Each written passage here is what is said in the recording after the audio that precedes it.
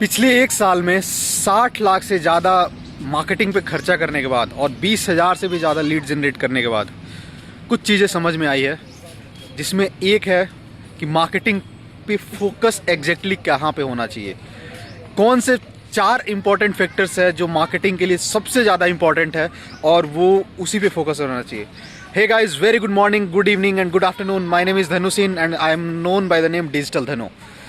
आज हम बात करने जा रहे हैं मार्केटिंग के 4 इंपॉर्टेंट फैक्टर्स जिस पे आपको फोकस उसी पे रखना है, बाकी सारी चीज़ें उसी के बाई प्रोडक्ट्स होंगे।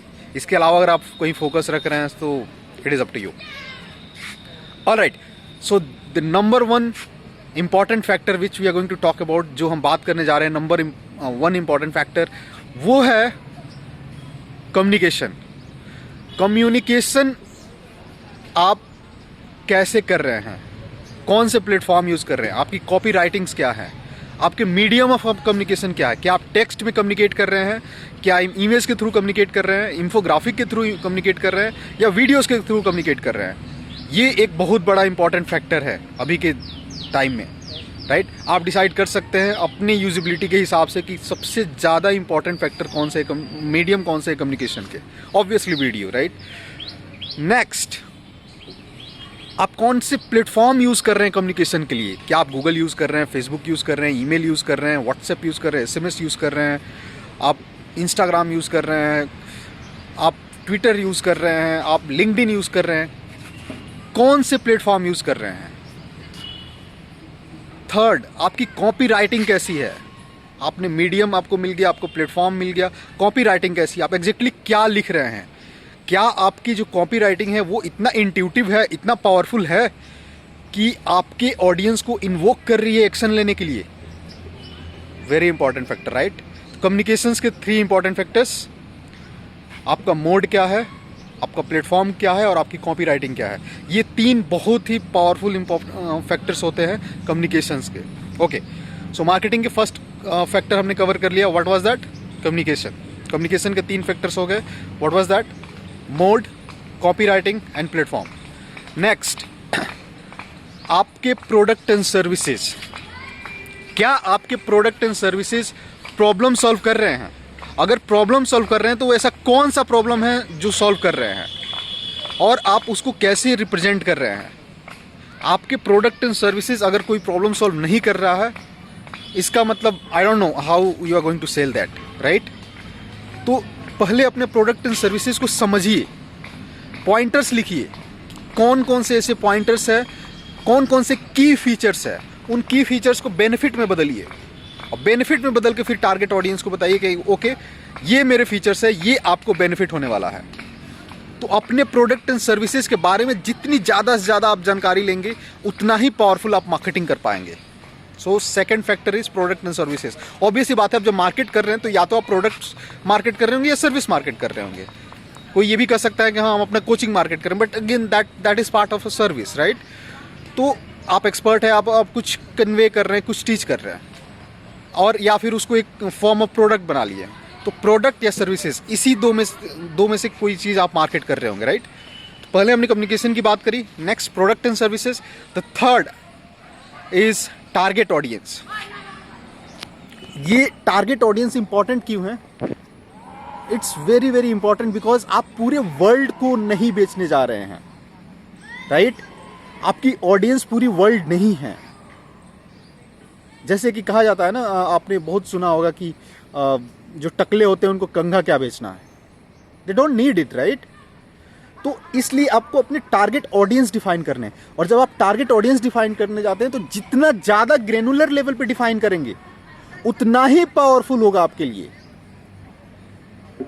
Sounds great, right. अब कैसे इसको डिफाइन करेंगे? आपके जेंडर क्या है जो खरीदना चाहता है, आपके टारगेट ऑडियंस जो है उसकी जेंडर क्या है, उसकी एज ग्रुप क्या है, उसकी डेमोग्राफी क्या है, वर्ल्ड के किस पार्ट में रहता है, या लेट्स सपोज इंडिया में, तो इंडिया में कौन से पर्टिकुलर लोकेशन में रहता है।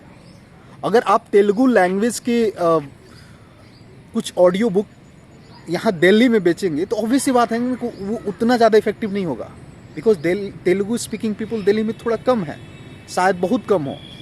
लेकिन वही अगर आप हैदराबाद में बेचेंगे तो आपके पास बहुत बड़ा टारगेट ऑडियंस हो तो वो आपकी टारगेट ऑडियंस होगी। Hope you are able to relate, right? So आपको टारगेट ऑडियंस जो है वो क्लियरली डिफाइन करने हैं, राइट? टारगेट ऑडियंस, उनको जितना ज़्यादा ग्रेनुलर लेवल पे आप डिफाइन करिएगा, जितने ज़्यादा अच्छे तरीके से टारगेट ऑडियंस को समझिएगा, आपकी प्रोडक्ट एंड सर्विसेज की मार्केटिंग उतनी ही पावरफुल होगी। ओके, नेक्स्ट, आपकी बजट क्या है? आपने कम्युनिकेशन चैनल डिसाइड कर लिया, राइट? आपने अपना प्रोडक्ट एंड सर्विसेज के बारे में भी रिसर्च कर लिया, सब कुछ लिख लिया, उसके प्रोडक्ट, बेनिफिट, फीचर्स सब कुछ लिख लिया। ओके, आपने टारगेट ऑडियंस भी डिफाइन कर लिया।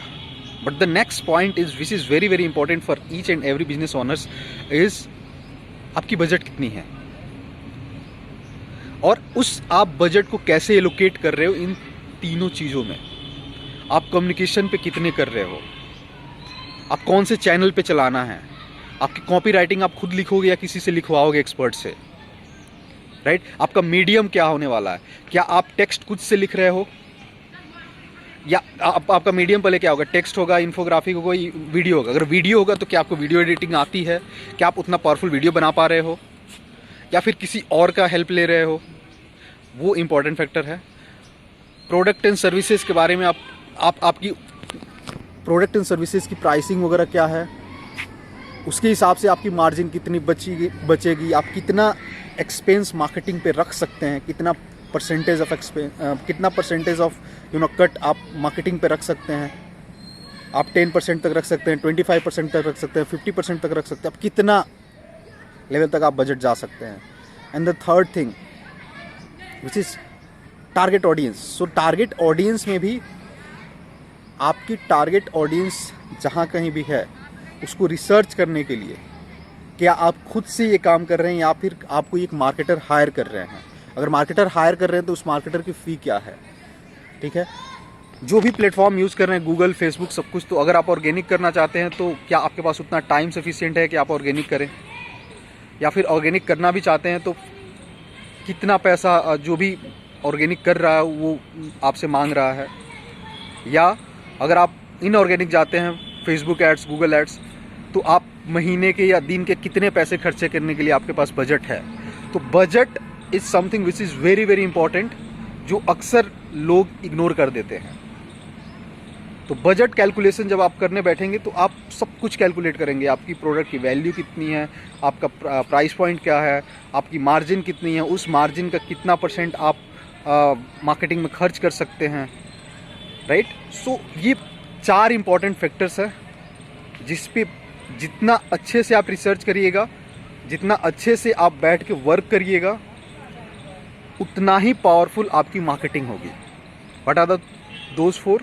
आई am going to repeat at the last time.